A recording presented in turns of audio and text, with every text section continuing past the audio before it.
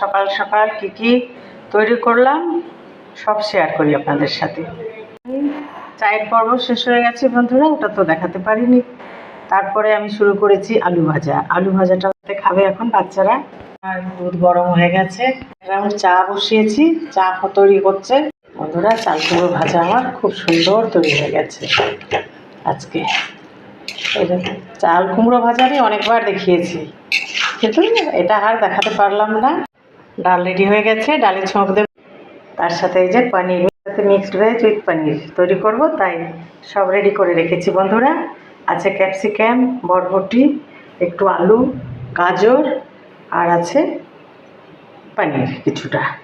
তো এই দিয়ে আমার আজকের দুপুরের লাঞ্চ রেসিপি তৈরি হবে। মিক্সড ভেজের জন্য আমি এই মশলাটা তৈরি করে রাখলাম। পনিরের মশলা আমি অনেকবার তৈরি করে দেখিয়েছি বন্ধুরা, এখন এইভাবেই দেখি।